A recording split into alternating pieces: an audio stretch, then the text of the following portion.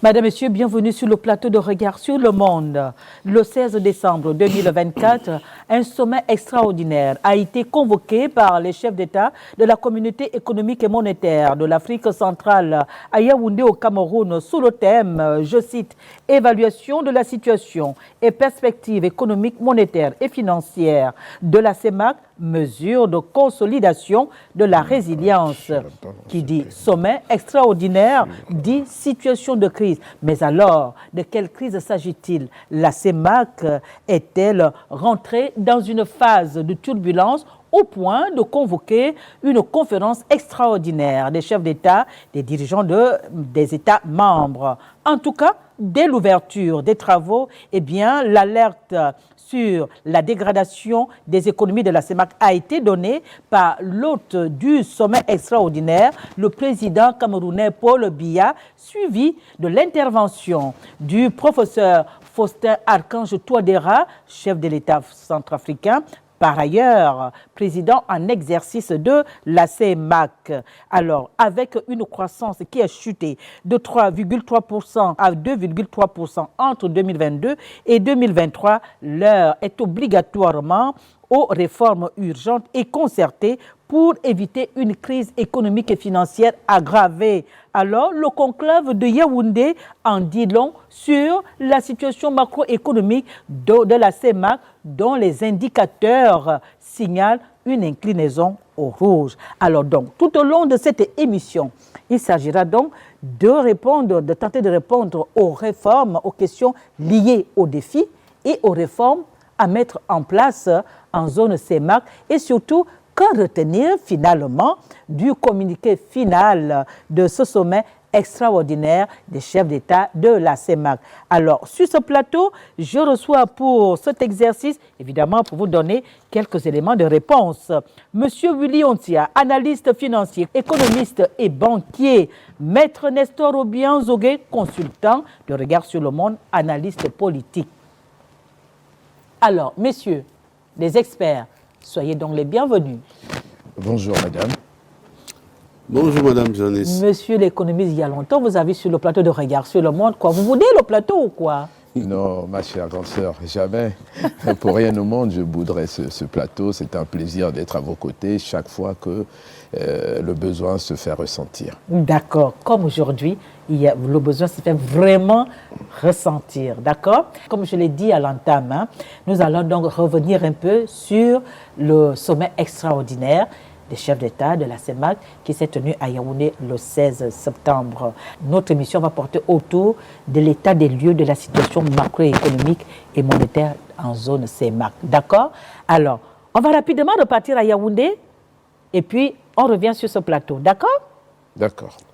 Le conclave de Yaoundé se tient à une période où l'économie de la CEMAC est à la croisée des chemins, fragilisée par une inflation persistante, un endettement inquiétant et des réserves financières sous tension. D'après les données macroéconomiques de la zone CEMAC, en 2024, la croissance devrait se situer à 3,7% pour redescendre à 3% en 2025. S'agissant de l'inflation, le seuil communautaire n'est plus respecté depuis 2022 par presque tous les pays. Cette tendance devrait se poursuivre à moyen terme. Le taux de l'inflation était de 5,4% en 2023, 4% en 2024 et 3,3% en 2025. La dette publique, quant à elle, s'est graduellement accrue pour atteindre un pic de 57,2% du PIB en 2020, explique de la plus belle forte manière notre confrère L'Union. Le journal ajoute que ce niveau, qui reste néanmoins en deçà du critère de convergence multilatérale de 70% en zone CEMAC, a été atteint du fait de l'accélération de l'endettement du Cameroun à partir de 2016, du Congo-Brazzaville et du Gabon. Cette situation critique compromet le décaissement des appuis budgétaires du FMI. Un seul engagement régional au sommet des États membres de la CEMAC pourrait débloquer la situation, affirme l'institution sous-régionale. Même si les marchés des titres publics sont quelque peu mis en difficulté par des comportements peu orthodoxes de nature à conduire à une sévère crise du système bancaire à moyen terme, la situation économique en zone CEMAC n'est pas encore catastrophique, mais les perspectives donnent déjà les signaux d'alerte si l'on continue sur la même trajectoire. D'où l'appel à une meilleure coordination pour corriger les défaillances structurelles de l'économie de la CEMAC. Poursuite des réformes structurelles, consolidation budgétaire, politique d'endettement prudente, gestion de l'exposition des banques aux risques souverains, rapatriement des devises liées aux activités minières et pétrolières. Voici, entre autres, les mesures urgentes adoptées par la conférence des chefs d'État et du gouvernement de la CEMAC. Le communiqué final appelle également les partenaires internationaux à accompagner les pays d'Afrique centrale dans le processus de rapatriement et de domiciliation des revenus pétroliers, le principal carburant de la locomotive économique de la CEMAC.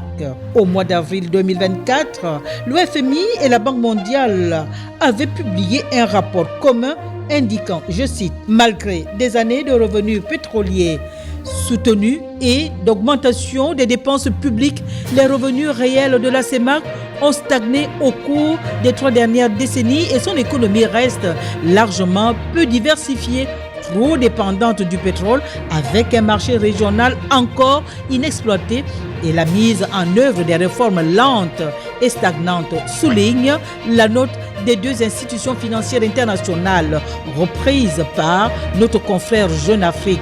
Comment s'étonner que les indicateurs économiques soient dans le rouge? Le solde budgétaire de la CEMAC devrait rester déficitaire à moins 0,7% en 2024. La dégradation va continuer à moins 1,9% en 2025. Si rien n'est fait, selon diverses expertises, nous pourrions faire face à des conséquences désastreuses à la fois pour nos pays et pour notre sous-région, a déclaré le président Paul Biya, hôte des assises. Ces risques sont connus, renchérit le président Faustin Archange Touadéra, également président en exercice de la CEMAC. Les résultats constatés dans la mise en œuvre globale de notre stratégie sous-régionale de relance économique nous exposent à la persistance des tensions inflationnistes, à la faible consolidation de la croissance économique et des finances publiques, ainsi que la dépréciation des réserves de change, a énuméré le chef de l'État centrafricain. Le FMI, représenté par son directeur du département Afrique, Abebe Selassie, se dit prêt à apporter un soutien technique et financier pour épauler la CEMAC. Monsieur le banquier, l'économiste, le financier, monsieur l'analyste politique, alors vous venez donc là de suivre ce qui s'est passé à Yaoundé, d'accord? Alors je vous pose directement la question, selon vous, quelle est la situation macroéconomique réelle de la CEMAC au point justement de convoquer d'urgence ce sommet extraordinaire des chefs d'État de la sous-région? Merci, madame, de me donner la parole. Je dirais que ce sommet extraordinaire qui a été convoqué, des chefs d'État qui a été convoqué à Yaoundé le 16 décembre, a vu la participation du représentant du Fonds monétaire international, mais également le représentant du Trésor français. C'est vous dire que la question monétaire était au cœur des sujets de discussion. La situation macroéconomique et sectorielle de la zone CEMAC n'est pas catastrophique, mais inquiétante. Inquiétante en termes de perspective. Je vais vous montrer un petit graphique très explicite, on va être factuel. Ce graphique montre l'évolution du cours du baril de pétrole de décembre 2022 à 2024. La tendance depuis décembre 2023 à 2024 est une tendance baissière. Ce qui signifie que le rythme de baisse du cours du baril de pétrole s'est très fortement accentué comme le démontre ce graphique. Et les 6 pays de la CEMAC sont des pays rentiers qui vivent sur les revenus pétroliers et miniers et forestiers essentiellement. Donc lorsque vous avez une tendance baissière des matières premières, automatiquement, cela a un impact puissant sur un certain nombre d'indicateurs macroéconomiques, monétaires et financiers et sectoriels. C'est pour ça qu'en réalité, face à la baisse du baril du pétrole qui a fortement diminué sur les marchés internationaux, il y a eu une crise de trésorerie pour les États est en train de pointer. Il y a un impact budgétaire. Et l'impact budgétaire, je peux vous le montrer également dans un autre graphique qui montre très clairement qu'au niveau budgétaire, il y a eu également, ce graphique démontre très clairement que les dépenses sont restées relativement hautes alors que les recettes ont eu tendance à baisser.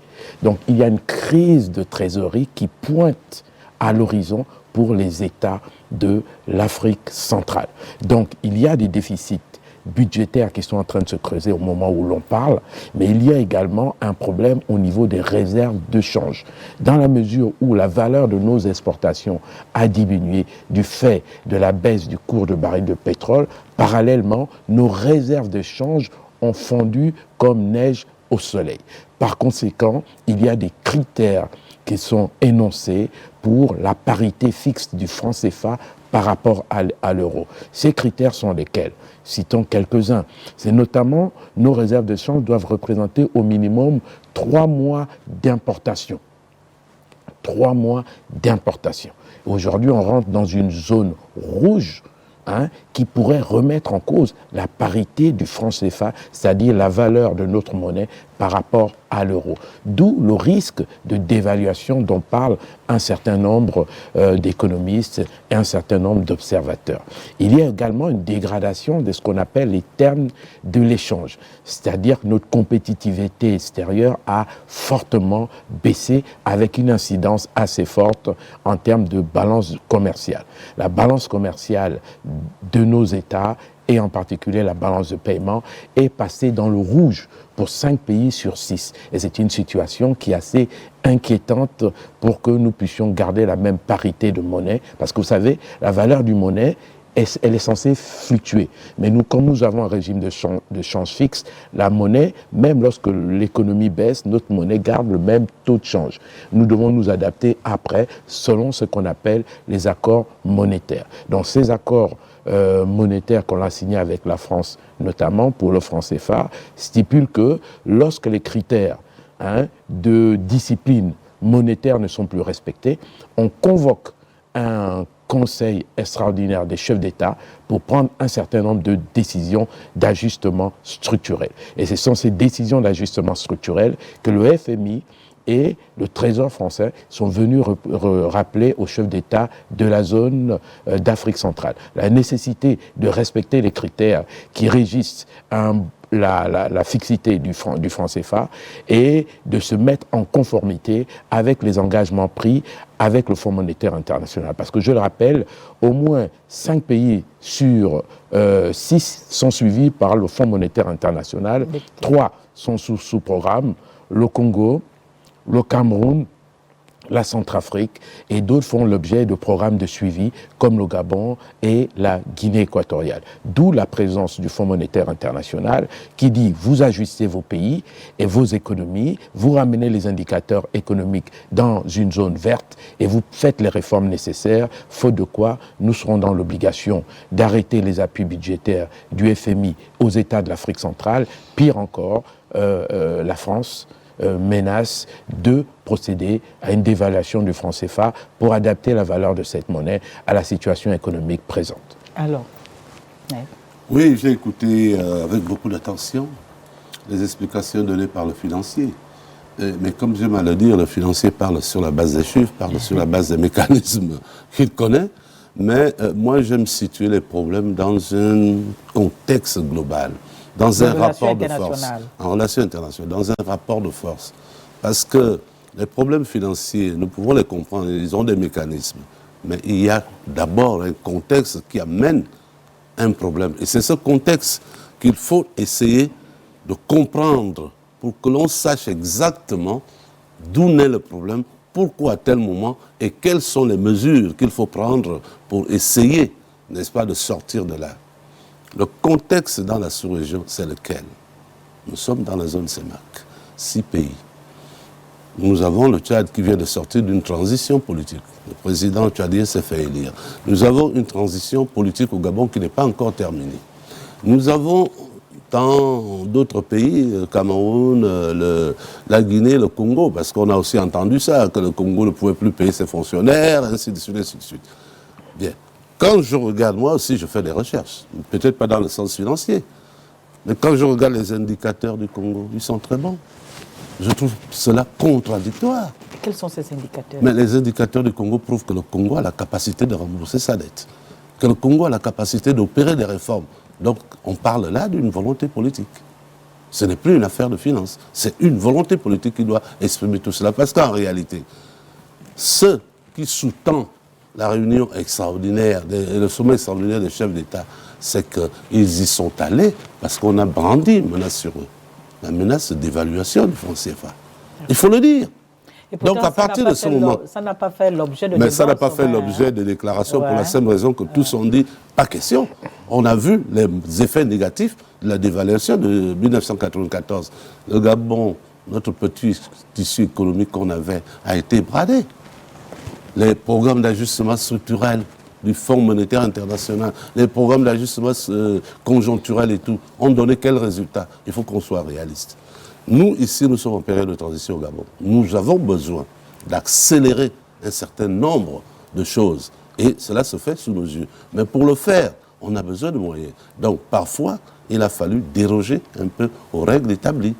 Sans cela, le CTRI et le général président n'auraient pas engagé le pays dans tous les chantiers que nous avons à ce propos, je voulais vous lire un peu la note qui a été publiée communément par le FMI et la Banque mondiale et qui a été d'ailleurs reprise par Jeune Afrique à la veille de la conférence extraordinaire des chefs d'État. Alors on dit ceci: le solde budgétaire de la CEMAC devrait rester déficitaire à moins 0,7% en 2024 et va se dégrader à moins 1,9% en 2025. Cette dégradation serait due à la situation observée au Gabon à travers l'accroissement des dépenses du fait des réformes et des mesures de développement en cours de mise en œuvre décidées par les nouvelles autorités de la transition. Êtes-vous d'accord? Ou alors, quelle est votre analyse? Je partage le point de vue du Fonds monétaire international qui, de toute façon, a sonné l'alarme déjà il y a plusieurs années. On ne fait pas les réformes nécessaires. Nous ne sommes pas des économies diversifiées. Lorsqu'on a un choc pétrolier, on l'encaisse de plein fouet. Nous n'avons aucune réserve pour pouvoir absorber les chocs exogènes auxquels nous faisons face. Donc c'est une vraie problématique. En termes de gouvernance économique, nous avons un réel déficit au niveau de nos États. La CEMAC repose sur un certain nombre de critères de convergence, parce que nous avons la même monnaie. Ces critères de convergence tournent autour de 4 points essentiels. Le point lié à l'inflation. L'année dernière, l'inflation était autour de 6%. Nous allons désormais passer à une inflation qui va être autour de 5%, 4 à 5% pour 2024, alors que le critère de convergence est à 3%. Oui. Ce qui veut dire qu'aucun État en Afrique centrale ne respecte le critère de convergence qui est l'inflation, qui est l'élément cible de la politique monétaire de la sous-région. Donc la monnaie fonctionne avec l'inflation. Donc quand la monnaie est censée maîtriser l'inflation, donc aucun pays ne respecte le critère d'inflation. On ne peut pas dire que ça va bien en Afrique centrale. C'est des règles que nous avons fixées nous-mêmes. Ce sont les chefs d'État qui ont fixé ces critères de convergence. La moindre des choses, c'est de respecter les critères que nous avons fixés nous-mêmes. Premier critère. Le deuxième critère est celui de l'endettement. Le critère de convergence dit que nos États doivent être endettés à hauteur de 70% maximum du PIB. Aujourd'hui, le Congo Brazza est à plus de 90% de taux d'endettement. Donc ils sont complètement grillés. La politesse des critères de convergence sont nécessaires dans la mesure où on est dans la même union économique et monétaire. Nous avons des critères de convergence et nous devons les respecter. Le Gabon est à plus de 70% de ce taux d'endettement. Donc le Gabon aussi ne respecte pas ce deuxième critère de convergence qui est celui de l'endettement. Et d'ailleurs, je rappelle que Fitch Ratings et Moody's ont dégradé la note du Gabon en termes d'endettement. Ce qui veut dire que le Gabon a un effort à faire en termes de restructuration de la dette publique. Et cette réforme puissante n'est toujours pas conduite. Bien au contraire, l'endettement continue à prendre du volume, alors qu'en réalité, il faudrait la maîtriser de manière plus rigoureuse. Donc ce critère n'est pas respecté par les deux États en question.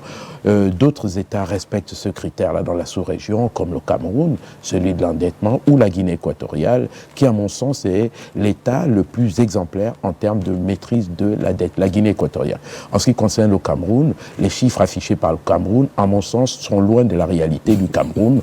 Donc, je ne vais pas les commenter plus que ça. Par contre, la Guinée équatoriale, je pense réellement, c'est un pays qui maîtrise sa dette et c'est un modèle en Afrique centrale.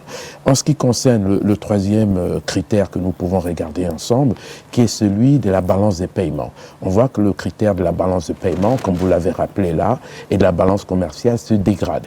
Et se dégrade et est négatif. Et ça, pour l'ensemble des pays de l'Afrique centrale, quasiment. Il y a le critère du déficit budgétaire, comme l'a rappelé le Fonds monétaire international, à moins 0,5 et va passer à plus de moins 1 au titre de 2024 et il va sans doute s'alourdir encore en 2025. Donc je démontre de manière factuelle que les indicateurs économiques dans la sous-région ont un train baissier ou ont un format assez inquiétant, d'où la nécessité de convoquer d'urgence une réunion des chefs d'État de la sous-région pour inciter nos États à faire preuve d'une meilleure discipline économique et monétaire. Bien. Là, nous écoutons le financier, mais je reviens en disant que toutes ces choses-là se passent dans un contexte, et un contexte qui suppose un rapport de force. Commençons par les critères de convergence. Les critères de convergence concernent les membres d'une même communauté, c'est-à-dire qu'ils doivent obéir à la même règle. Et c'est autant que faire se peut, n'est-ce pas, de tenir la barre à un certain niveau. Mais chaque État a ses propres contraintes. Je venais de citer le cas du Gabon. Oui. Le Gabon est en transition politique.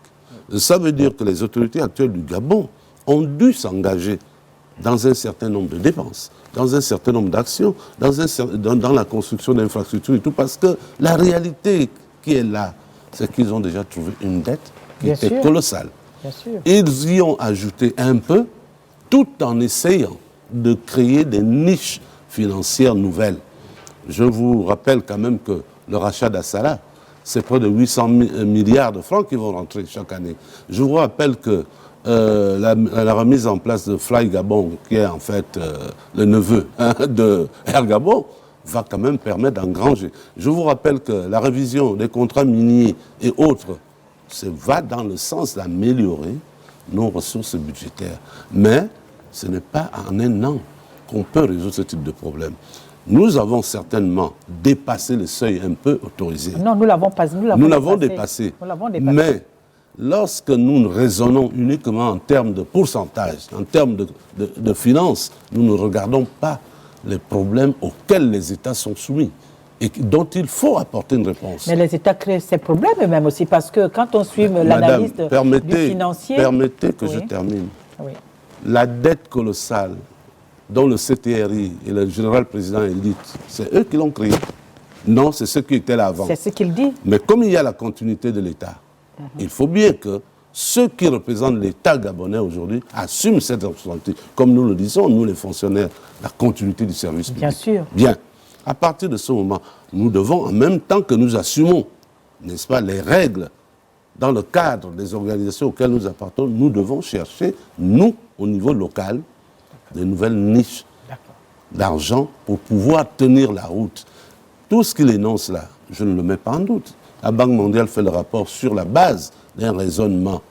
Mais je mets en doute, et je le dis de manière franche, les programmes d'ajustement structurel. D'accord, on est les d'accord programmes là-dessus. d'ajustement conjoncturel, parce que l'expérience nous a démontré que ces programmes-là n'ont jamais rien apporté à nos pays. Nous sommes d'accord avec ça, sauf que la réalité, comme le dit le financier, est que les États de la CEMAC créent aussi des situations qui compromettent la croissance économique. Donc, on ne peut pas, tout en remettant en cause effectivement les conséquences des programmes d'ajustement structurel, on ne peut pas s'empêcher de reconnaître quand même que par ailleurs, nous endossons une responsabilité énorme dans la situation. Et c'est d'ailleurs, rien qu'à voir... Je ne remets pas en cause ce que dit mon frère. Je sais, je suis d'accord. Ce que je dis, c'est que lorsqu'on veut parler franchement, madame, il faut savoir appeler le chat par son nom. Non, je suis d'accord avec vous. Nos pays africains souffrent de la prédation financière. Il faut le dire. Non, je ne dis pas que vous avez tort. Et cette prédation financière entraîne notamment tout ce que nous voyons. Parce que je ne connais aucun État au monde où on fabrique des milliardaires par l'argent de l'État. Si les Américains sont riches, c'est des hommes d'affaires d'abord. Ils ont de grandes compagnies, ils ont ceci. Chez nous, les gens deviennent des milliardaires parce qu'on vole les petits moyens de l'État. On revient sur le sang, on ressent le débat. Merci, cher René. Je dis, on ne conduit pas une politique économique à l'aveuglette. Une politique économique, elle est mise en place, elle est structurée en fonction d'un certain nombre de statistiques. Et ce sont ces statistiques-là qui vous permettent de prendre la profondeur du mal et de prendre les mesures qui s'imposent. Aujourd'hui, si on veut nier la problématique de la dette, on a la décote qui a été faite par Moody's et Standard & Poor's et Fitch sur la dette du Gabon. Et ça a pour effet d'augmenter le taux d'intérêt auquel on emprunte sur les marchés internationaux. On le nie au niveau national pour dire que l'endettement n'est pas un problème, mais au niveau international, les organismes adaptés pour analyser les dettes des États disent non, au Gabon, on dévalue la cotation du Gabon. S'il va emprunter, il empruntera à des taux plus élevés. C'est une conséquence quand on veut nier les problèmes au lieu de s'attaquer aux problèmes. Deuxième élément d'exemple que je vous donne, récemment, la Commission bancaire de l'Afrique centrale a écrit à toutes les banques de la zone pour dire que désormais, lorsque le Gabon emprunte sur le marché financier sous-régional et qu'une banque souscrit à cet emprunt, parallèlement, il doit provisionner 100% de montant qui aurait été souscrit sur l'emprunt de l'État gabonais. Je vais vous dire que la Commission bancaire de l'Afrique centrale et la BEAC, parallèlement, estiment que la signature du Gabon, aujourd'hui, constitue une problématique à risque pour les banques. Donc, lorsque vous devez acheter un titre et que vous devez provisionner 100% en charge de ce titre, vous voyez que, pour vous, en termes de banquier qui devait faire un PNB, un produit net bancaire, et qui devait produire un résultat net, ça peut être un élément dissuasif pour ne pas souscrire à l'emprunt des États en question. Ça nous ferme les portes, en fait. Et c'est la même chose pour le Congo. Donc vous voyez que cette négation de la situation de l'endettement du pays nous amène à vivre un certain nombre de paradoxes, et d'autres entités sont obligées de prendre des mesures fortes pour éviter que cette dette de nos États puisse avoir des conséquences graves sur le reste de l'activité économique. C'est ce qu'on appelle en économie le risque systémique, le risque de contagion. Je reviendrai dessus. Alors, est-ce que cette crise latente pourrait effectivement déboucher sur une crise financière, bancaire, je veux dire, une crise bancaire de grande ampleur? Qu'est-ce que vous en pensez? Avec votre permission, moi je pense que puisque nous sortons d'un sommet extraordinaire où des mesures fortes ont été prises, nous avons, j'ose le croire, à la tête de nos États, des financiers, des banquiers, des gestionnaires, qui sont quand même des gens sérieux. Et nous pensons que les mesures fortes qui doivent être prises seront prises, quitte à ce que nous connaissions un peu une petite sorte d'austérité, comme nous l'avons déjà connu auparavant.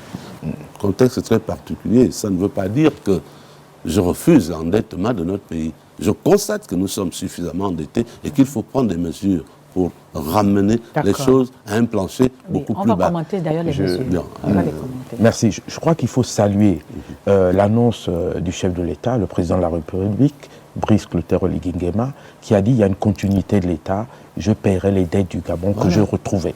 C'est un engagement fort qui a été pris et il y a des opérations qui ont visé à réduire la dette, mais ces actions ne sont pas aujourd'hui suffisamment puissantes pour avoir un effet qui soit significatif.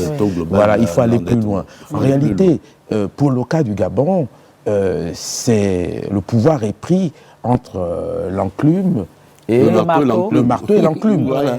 En réalité, parce qu'il y a nécessité de restructurer les finances publiques et il y a obligation de montrer à la population qu'on est plus efficace économiquement que le régime partant. C'est fait en sorte que sur certains aspects, on est obligé d'appuyer pour le politique, d'appuyer sur l'accélérateur de l'endettement, mais il faut à tout prix démontrer à la population qu'on travaille et qu'effectivement les chantiers sortent. Mais le risque de ces chantiers-là, dont on appuie l'accélérateur aujourd'hui, c'est que si la dette n'est pas restructurée de manière efficace et s'il n'y a pas un meilleur recouvrement des fonds propres de l'État, on pourrait se retrouver à un arrêt des chantiers. À ce moment, serait l'effet contraire. Donc c'est pour ça que je dis que chaque action économique, monétaire et financier doit être conduit de manière rationnelle et structurée. Donc, le Gabon, par rapport à la crise bancaire dont vous avez posé la question, effectivement, il y a un risque.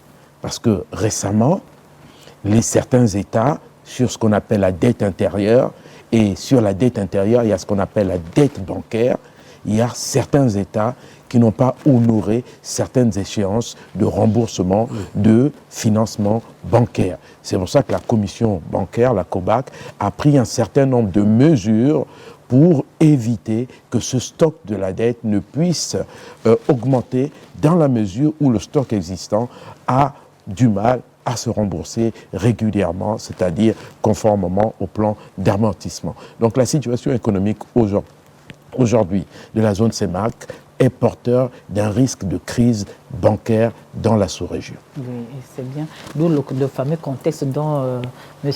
Nestor je parle. Oui. Alors, on continue. Maintenant, pensez-vous que la situation économique dégradée de la zone CEMAC pourrait effectivement impacter négativement le marché financier de l'Afrique centrale naissant? Oui, je le crois, parce qu'il y a un précédent là aussi.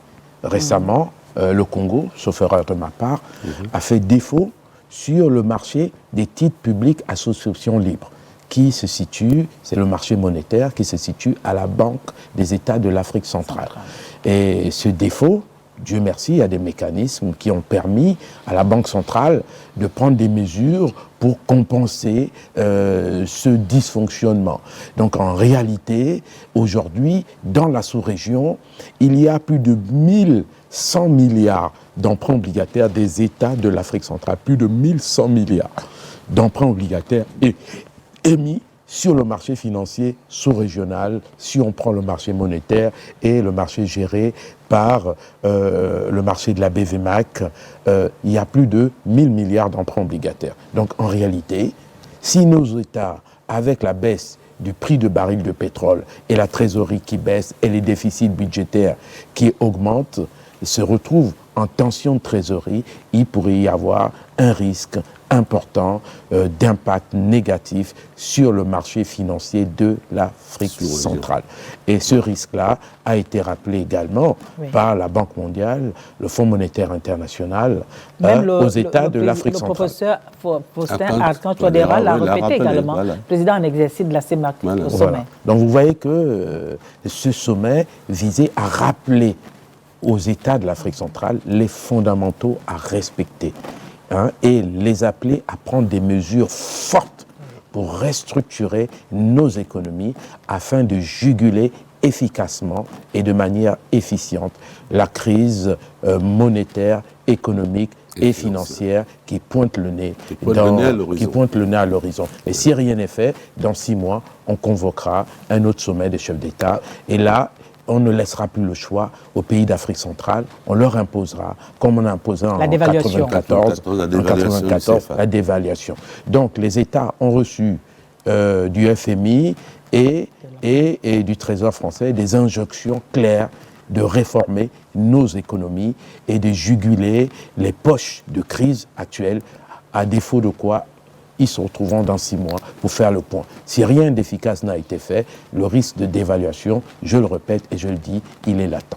Il faut avoir la lucidité de le dire. Il faut avoir la lucidité de le dire. Mais vous voyez, madame, je disais donc qu'il faut situer la problématique dans un contexte. Le contexte est particulier, c'est-à-dire que si on a fait un sommet extraordinaire, c'est parce que justement, les chefs d'État de la CEMAC se sont rendus compte de ce que, parfois, les élites qui les entourent, parfois, les experts qui les entourent ne leur disent pas la vérité. Vous vous rappelez, exact. Nous avons fait une émission tout dernièrement où je disais, on ne peut pas être à côté du chef et lui mentir tous les jours. Lui mentir, c'est de le mettre devant des situations, de le mettre devant le fait accompli. Alors que même s'il s'énerve, si on lui disait la vérité, il pourrait comme se dire, ah, Nestor m'a souvent parlé de ce problème, j'ai pris ça à la légère, mais maintenant je suis devant le fait accompli, donc je regrette d'avoir blâmé Nestor. En réalité, le problème que nous posons, c'est lequel?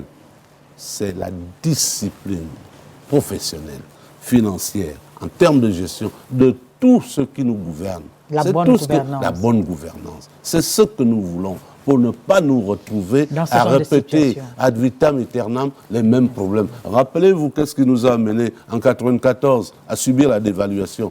C'est parce que tout le monde avait fermé les oreilles. Je me rappelle, en 1979, la première crise économique que le Gabon ait connue, c'est parce que tout le monde avait fermé les oreilles. En 86, tout le monde avait fermé les oreilles. En 90, pareil.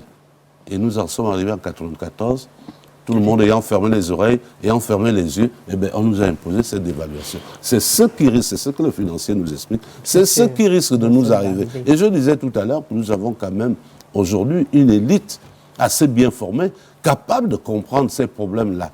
Mais qu'ils aient le courage de voir le président et lui dire, Monsieur le Président, voilà la situation réelle, on va devoir être amené à prendre des mesures coercitives, des mesures à la limite radicales, parce qu'il faut qu'on redresse le pays. C'est ce courage que vous avez sur le plateau de Regard sur le Monde. Mais nous sommes obligés de le faire. Si les élites qui sont là à côté, qui sont nos gouvernants, n'arrivent pas à dire la vérité au président, qui voulez-vous qu'ils disent la vérité au président? Moi, je suis un citoyen, je me bats pour une cause. Et je voudrais que la transition gabonaise réussisse. Vous croyez que je vais mentir au président en Mondovision sur une chaîne publique? Non, madame. Voilà. Vous connaissez mon combat. Mon combat, il faut être clair. Depuis très longtemps. Très longtemps. Au Gabon, nous parlons trop politique et pas suffisamment économie. C'est pour ça que je donne de ma personne, chaque fois que c'est possible, pour expliquer aux Gabonais la primauté de l'économie sur le politique. Bien sûr. Et il est nécessaire qu'on parle plus d'économie, plus de finances, plus de monnaie. C'est ce qui soutient la politique. Qui soutient la politique et qui fait développer un pays. Le cours du baril de pétrole, il est en chute libre. Pourquoi? Principalement à cause de perspectives de croissance en Chine qui ont été revues à la baisse. C'est-à-dire que la production en Chine n'est pas aussi dynamique que ce qui avait été prévu. Aux États-Unis également, il y a une tendance à la baisse de l'activité économique. Ce sont les deux principales économies mondiales qui tirent la croissance globale, et ces économies aujourd'hui sont moins demandeurs de pétrole. Donc le jeu de l'offre et de la demande fait en sorte qu'il y a un décrochage du prix du baril de pétrole, avec des incidences graves sur nos économies en termes de recettes budgétaires, en termes d'inflation, en termes de déficit de la balance de paiement, en termes de tensions inflationniste, en termes d'endettement, parce que l'essentiel de notre dette est souscrit en monnaie étrangère. Donc lorsque nous avons ces situations-là, il y a une surévaluation de la dette par rapport aux monnaies étrangères. Donc il y a là un certain nombre de choses qu'il faut suivre de près pour que nos économies ne s'écroulent pas. Nous avons besoin d'agir de manière puissante sur un certain nombre d'indicateurs et de prendre des réformes indispensables à la pérennité d'une économie puissante en croissance. Le taux de croissance, d'ailleurs, parlons-en, il était prévu à 3% on va dire, il était un peu plus de 3% pour 2024. Et ce taux de croissance a été revu. Toutes les prévisions de croissance, de croissance pour l'Afrique centrale ont été revues à la baisse. Le taux de croissance sera désormais autour de 2,3 à 2,9%. Donc, inévitablement, compte tenu de la baisse de la valeur de nos exportations, le taux de croissance automatiquement va baisser. Et quand le taux de croissance baisse, ça veut dire que ça a une incidence sur les recettes de l'État, les impôts payés par les entreprises, parce que l'activité est moins forte. Donc les recettes que l'État gabonais va engranger, si la perspective est confirmée, serait moins important que ce qui a été prévu dans la loi de finances 2025 qui est en train d'être votée actuellement par le Sénat et l'Assemblée nationale. Autrement dit, compte tenu de la tendance actuelle du cours du baril de pétrole et des prévisions qui ont été faites dans le projet de loi de finances qui est en train d'être voté aujourd'hui, on peut dire que cette loi de finances, avant même d'avoir voté, est caduque parce que les perspectives devraient être revues à la lumière de la réalité du marché actuel. Donc ce qui signifie que dans quelques mois, 5-6 mois, on devrait se retrouver avec une loi de finances rectificative pour mettre la réalité des chiffres en équerre par rapport à la situation du marché. Est-ce qu'il y a un moyen de le prévoir, de faire des prévisions allant dans ce sens, justement avant de voter la loi de finances? Je crois qu'au niveau de l'Assemblée, ils n'ont pas les moyens nécessaires. Mais au niveau du département en charge de ce domaine-là, le département de l'économie et celui des comptes publics, ils ont quand même la direction de la statistique. Mais pourquoi ne pas le faire? Non, ça veut dire maintenant que ça dépend de la manière dont le travail est structuré là-bas. Est-ce que nous sommes sûrs que, à la lumière de toutes ces explications, les hauts fonctionnaires de l'économie, les hauts fonctionnaires du ministère du Plan, puisqu'on a remis en place le ministère du Plan, les hauts fonctionnaires du ministère des Comptes publics tiendront compte de cet exercice particulièrement difficile que nous sommes en train de faire sur une chaîne publique pour prendre en compte cela et corriger rapidement toutes les scories qu'ils ont mis dans le budget de 2025. L'Assemblée nationale, je ne pense pas qu'elle soit équipée, ni le Sénat, ni l'Assemblée nationale. Il y a quelques têtes là-bas qui pourront regarder la chose de manière globale, mais ça doit d'abord venir des départements ministériels, sectoriels, en charge de ces domaines-là. Encore une fois, je voudrais chuter en disant, moi, si j'étais un collaborateur du président de la République, je ne lui mentirais pas. On me mettra peut-être à la porte pour ma franchise, mais au moins il saura qu'à côté de moi, j'avais quelqu'un qui ne me mentait pas. Il faut dire que nos économies sont des économies extraverties. C'est tout. C'est-à-dire que l'essentiel de nos recettes sont déterminés par l'évolution des marchés, des matières premières à l'extérieur, à l'international. Donc nous n'avons pas la main, nous n'avons pas la maîtrise sur le prix des matières premières que nous vendons. Ils sont déterminés sur des marchés qui sont situés aux États-Unis, à Chicago, à Londres, et à Paris. Donc ces marchés déterminent les cours que nous ne maîtrisons pas.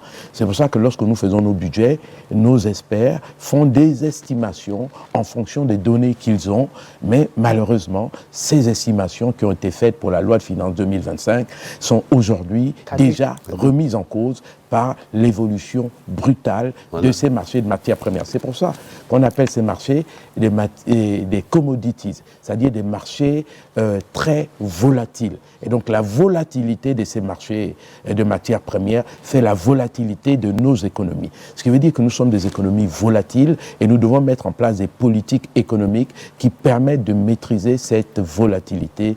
Et il y a des dispositions qui peuvent être prises dans ce sens, mais qui malheureusement ne sont pas suffisamment prises. Une des mesures qui avait été prise à l'époque du père Omar Bongo, c'était de faire le fonds des générations futures qui permettrait de mettre une part de réserve pétrolière chaque année sur un compte spécifique et cet argent pourrait nous servir pour amortir les chocs exogènes.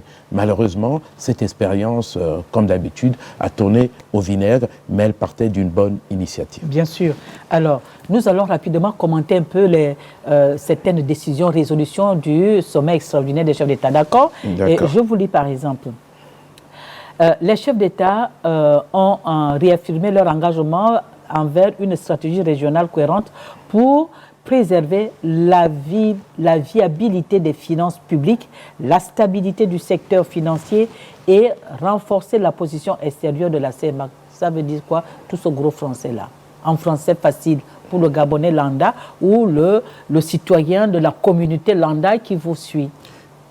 Vous avez dit renforcer renforcer la position extérieure de la CEMAC. Voilà. Effectivement, si mon aîné le permet, on va dire la couverture extérieure de la monnaie. C'est un ratio qui vise à faire un rapport entre le PIB et la masse monétaire, le PIB et les réserves de change. Cette couverture de la monnaie a baissé du fait de la baisse des réserves de change. Donc, en réalité, la valeur de notre monnaie est exposée à une dévaluation.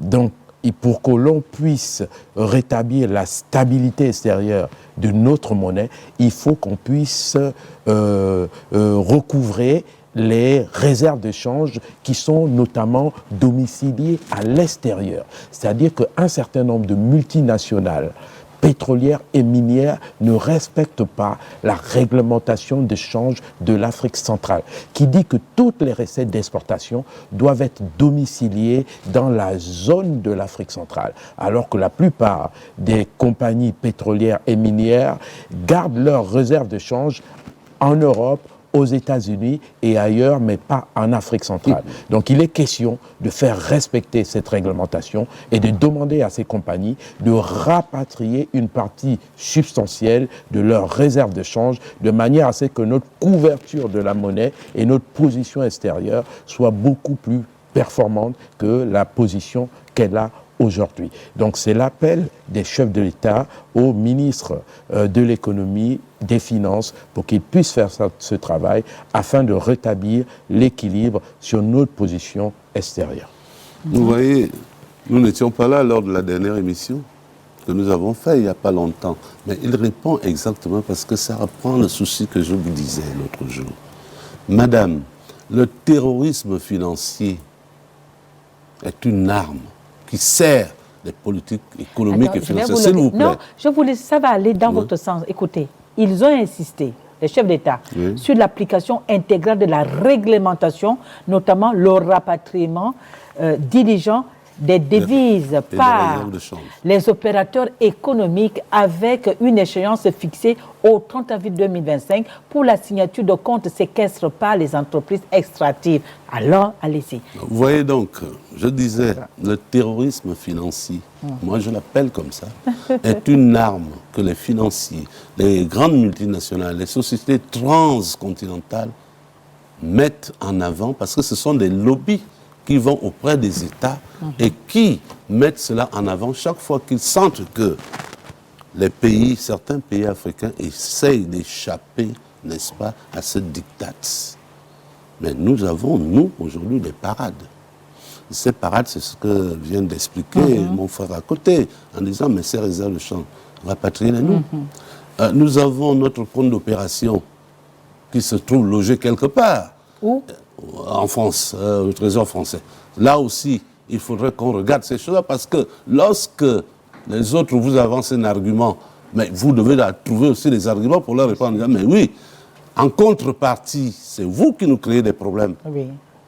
Parce que nous faisons du commerce international, nous sommes peut-être des rentiers, d'accord, mais nous le faisons dans quelle monnaie?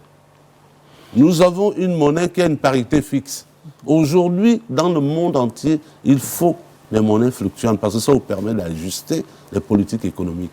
Si vous avez une parité fixe, ça veut dire que si l'euro là-bas a des problèmes, automatiquement ça impacte sur nous le Gabon parce que le CFA du Gabon a une parité fixe avec l'euro. Si le dollar, la monnaie dans laquelle nous faisons nos échanges commerciaux, connaît une baisse, il y a un impact. Si le prix du pétrole baisse, les marchés financiers, les boursiers, tout ça, nous ne les maîtrisons pas. Donc il faudrait que le ministre de l'économie, le ministre des comptes publics et tous ceux qui concourent à donner à notre pays une lisibilité économique pratiquent les mêmes politiques que les autres. Il n'y a pas de cadeau là-dedans, ce n'est pas des liens d'amitié, de fraternité.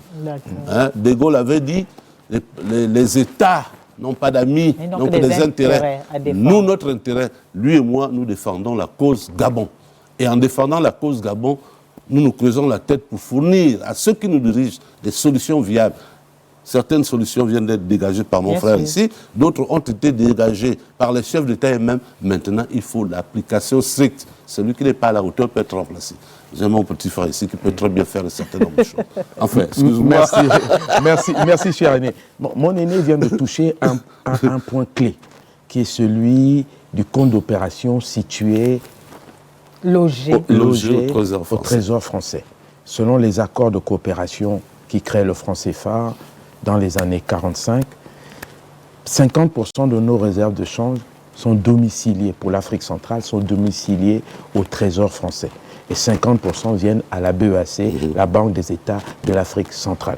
Donc nous n'avons pas la main sur 100% de nos réserves de change, de 1. De 2, avec la réforme de l'éco, l'Afrique de l'Ouest vient d'obtenir que le compte d'opération soit fermé et que la totalité des réserves de change soit désormais versée à la BCAO, c'est-à-dire la Banque centrale des États de l'Afrique de l'Ouest. La France a accepté cela pour l'Afrique de l'Ouest. Pourquoi nos chefs d'État n'ont pas demandé à la France, puisque nous sommes dans la même zone, nous devons avoir les mêmes règles, pourquoi nous continuons pour l'Afrique centrale à domicilier 50% de nos réserves au Trésor français, alors que l'Afrique de l'Ouest a négocié avec la réforme de l'éco que ces 50% soient reversés. L'effet positif de cette réforme en Afrique de l'Ouest, c'est que le Trésor français a viré à la BCAO plus de 5 000 milliards de francs CFA de réserves qui étaient dans ces caisses. En ce qui concerne l'Afrique centrale, nous avons en réserve au Trésor français plus de 12 000 milliards de francs CFA de réserves d'échange au Trésor français. Une des solutions serait de demander le rapatriement de ces 12 000 milliards à la BEAC pour que l'on puisse, nous aussi, faire nos réformes dans le domaine de la santé, dans le domaine de l'éducation, dans le domaine du transport, dans le domaine de renforcement des capacités des Africains du centre. Les chefs d'État doivent avoir le courage de demander à la France de leur accorder le même droit qui a été accordé à l'Afrique de l'Ouest, en attendant notre sortie officielle du franc CFA, que je plaide, moi, en tant qu'économiste, parce que je connais la nocivité de cette monnaie par rapport au développement économique de notre pays. Le deuxième point que je voudrais insister, il y a eu le point sur les réserves de change. Deuxième point, c'est celui effectivement sur ce qu'on appelle les fonds offshore. Les fonds offshore, c'est-à-dire qu'un certain nombre de multinationales qui produisent ici se font payer à l'international. Et l'argent ne revient jamais dans notre sous-région. Ce qui fait en sorte qu'en termes de liquidité, nous sommes parfois en manque de réserves de change pour faire les importations dont nous avons besoin. Parce que l'essentiel des réserves de change qui devaient revenir dans le système bancaire d'Afrique centrale est domicilié en Europe et aux États-Unis au mépris de la réglementation d'échange. Ce qui pose un vrai problème. Est-ce que l'intérêt supérieur de la nation des États de l'Afrique centrale est inférieur aux intérêts des multinationales? Il y a un moment, il faut faire jouer la souveraineté. Les chefs d'État se réveillent un peu tardivement sous les injonctions du Fonds monétaire international. Mais en réalité, comment peut-on prendre une réglementation de change au niveau sous-régional et des sociétés pétrolières disent nous on marche dessus, on ne la respecte pas, et les mêmes sociétés continuent à fonctionner, à pomper le pétrole au Gabon et on ne fait rien. C'est là pointe un problème très factuel, c'est la faiblesse de nos États face aux multinationales. Je voudrais m'arrêter là pour le moment. Alors, vous voulez dire quelque chose ? Alors, et ils ont insisté d'ailleurs sur l'indépendance des institutions, l'engagement de l'indépendance et du renforcement des capacités de la Banque centrale, de la Commission bancaire de l'Afrique centrale et des autres institutions communautaires. Ils ont insisté là-dessus. Oui, madame, vous savez, nous avons tous été à l'école. Lorsque vous faites un postulat, c'est que vous cherchez à obtenir une réponse qui soit la plus rationnelle possible. Mais si dès le départ, votre postulat est faux, les réponses seront fausses. C'est ce que nous disons. Il faut que nos dirigeants, nos acteurs publics aient le courage d'aller en face de ces gens-là, leur dire, OK, vous constatez ceci ou cela, peut-être parce que vous ne comprenez pas quelle politique nous menons et les besoins que notre pays exprime sur tous les plans.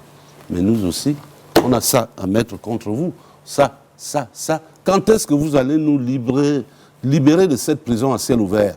Parce qu'en réalité, c'est bien de dire que les États africains ne se gouvernent pas bien, il y a mauvaise gouvernance. Mais la mauvaise gouvernance est liée à un certain nombre de faits qu'il faut qu'on dénonce. Il venait de parler du cas de l'Afrique de l'Ouest. Mais vous savez la situation en Afrique de l'Ouest. Mali, Burkina Faso, Niger.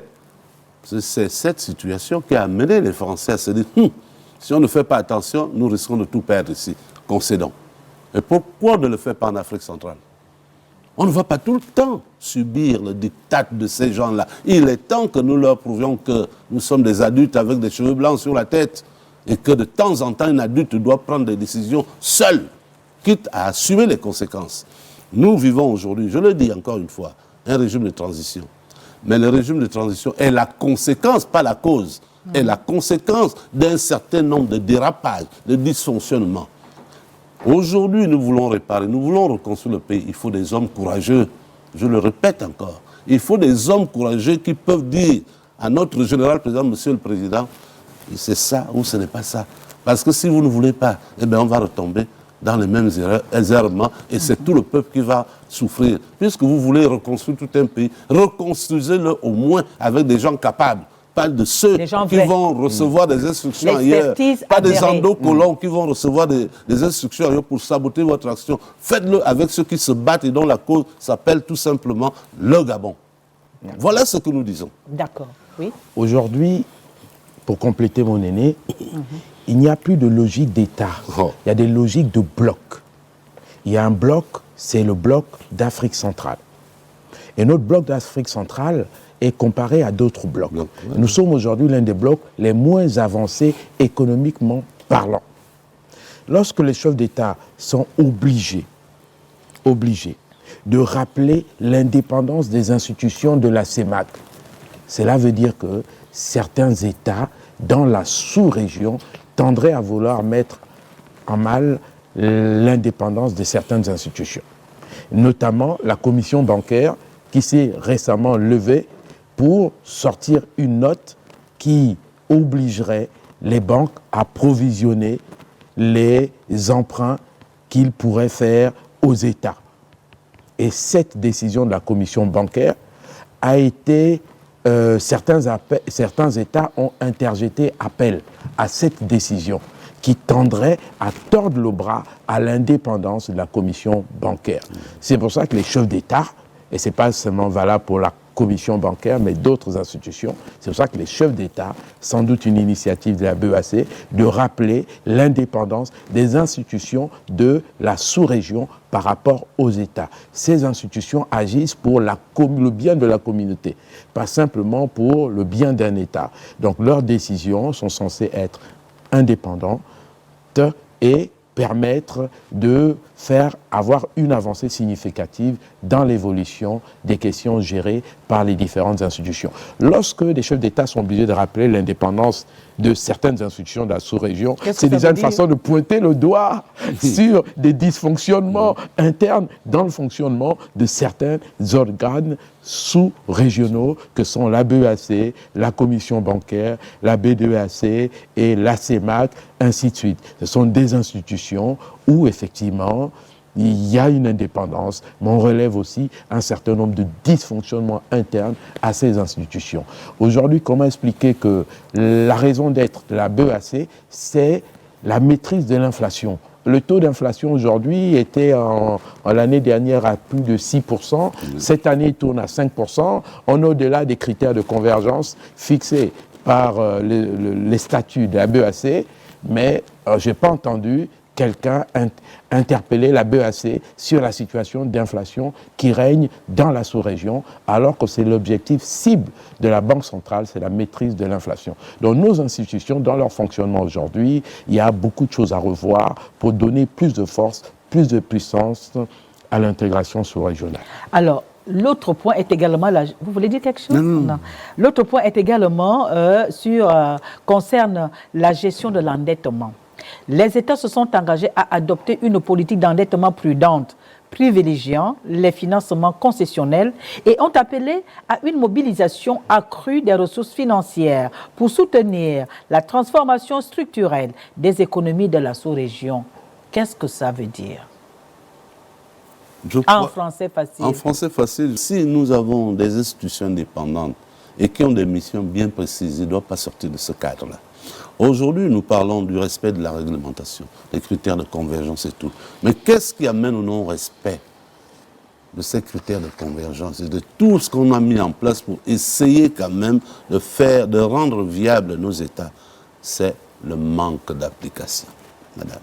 C'est comme nous disons dans le cas de notre pays, les textes sont bien faits, mais c'est l'application qui pose problème. Ce que les chefs d'État dénoncent là, mais c'est le manque d'application par les organismes concernés, des lois, des règlements et des mesures qu'ils prennent. Donc si nous voulons voyager dans le cadre d'une orthodoxie financière, dans le cadre de la bonne gestion, de la bonne gouvernance, commençons par respecter les lois que nous-mêmes nous prenons, commençons par respecter les règles de gouvernance que nous avons adoptées.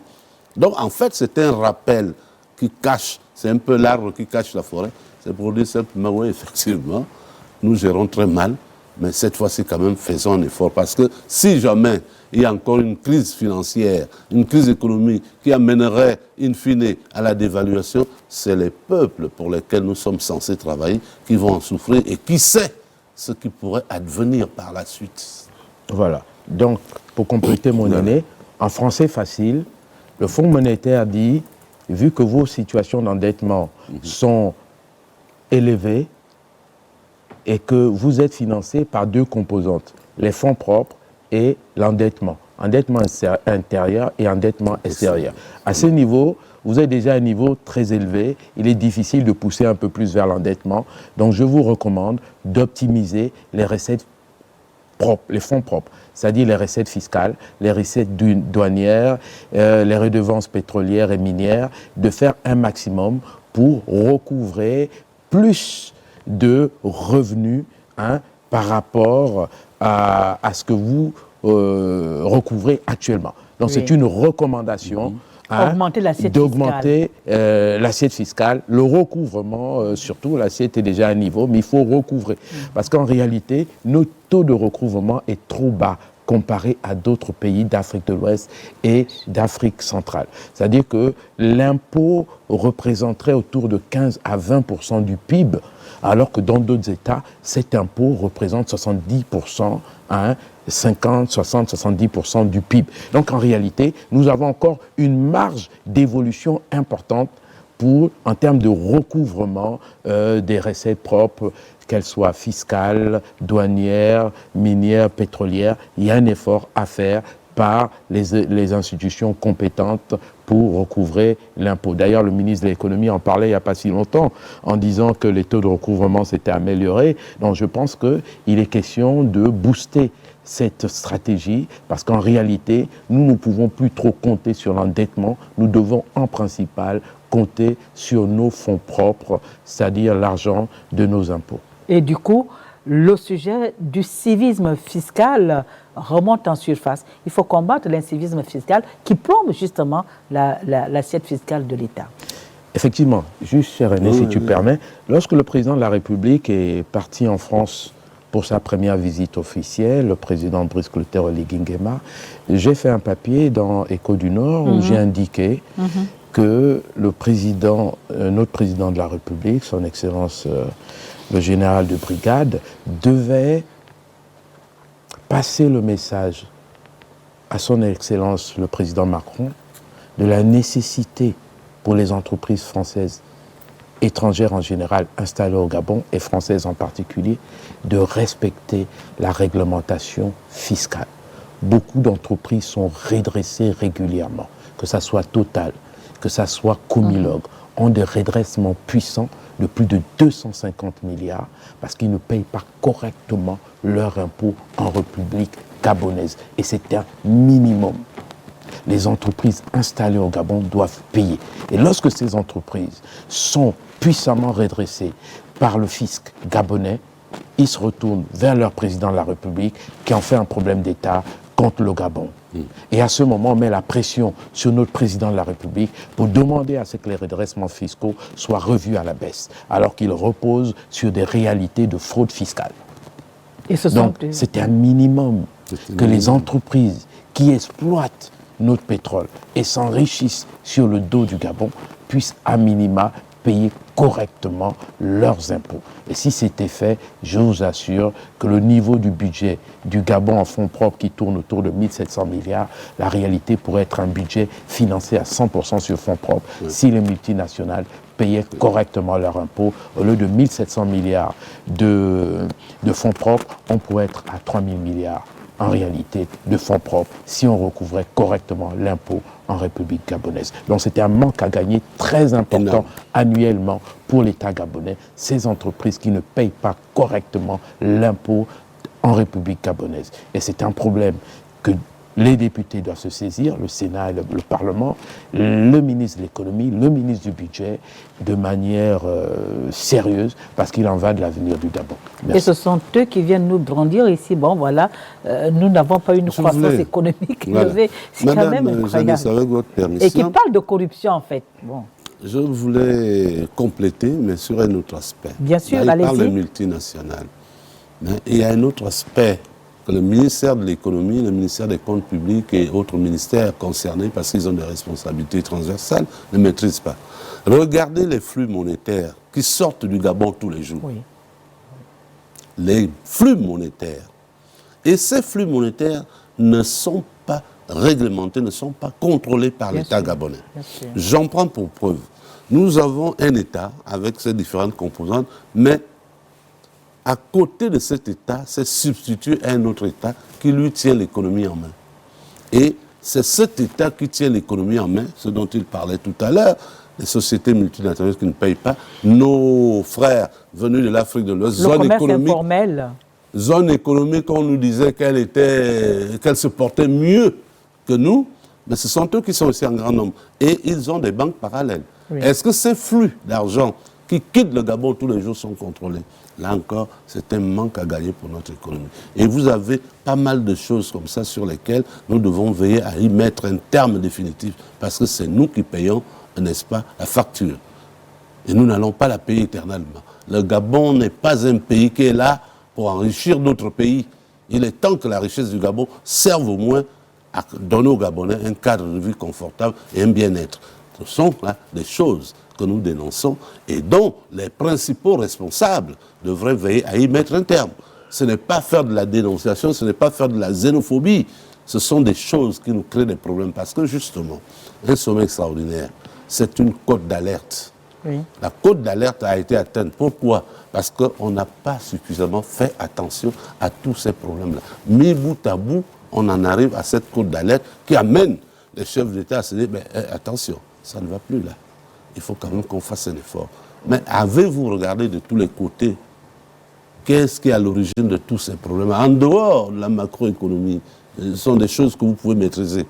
Mais le reste qui gravite autour de vous, là, le commerce informel, l'industrie informelle, et ainsi de suite, ainsi de suite. Avez-vous un regard là-dessus? L'incivisme fiscal. L'incivisme fiscal. Quels sont les verrous que vous avez mis en place pour que des milliards ne sortent pas tous les jours du Gabon et que ces milliards qui peuvent servir à notre programme, à la reconstruction du pays, à notre programme d'investissement, les gens passent.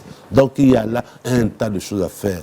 Nous sommes à la disposition, je le dis souvent, madame, qu'il y a des Gabonais qui sont des personnes ressources parce que la cause qu'ils défendent, c'est le Gabon.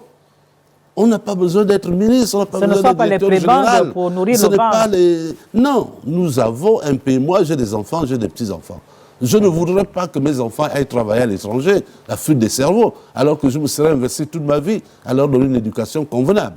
Je veux qu'ils viennent s'exprimer comme moi je le fais aujourd'hui devant les Gabonais pour dire, écoutez, battons-nous pour ce pays. Nous avons là un jeune frère à nous, avec ses camarades, ils ont pris le risque de prendre le pays en main. Apportons-leur notre soutien. Mais pourvu que ces dirigeants-là, les ministres et tout, aient le courage de reconnaître que ce ne sont pas des dieux, ce ne sont pas des omnipotents, Il y a d'autres Gabonais qui ont appris, qui connaissent et qui peuvent parfois leur donner des idées qui permettent à ce que notre pays se relève. C'est tout ce qu'on leur demande.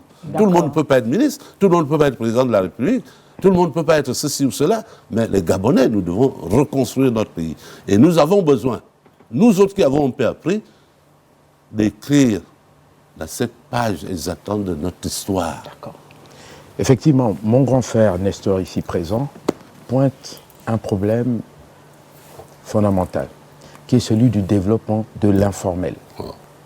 Il y a aujourd'hui un marché parallèle de transfert d'argent au marché Mambouette, qui brasse des milliards de transferts d'argent informels, notamment entre le Gabon et l'Afrique de l'Ouest.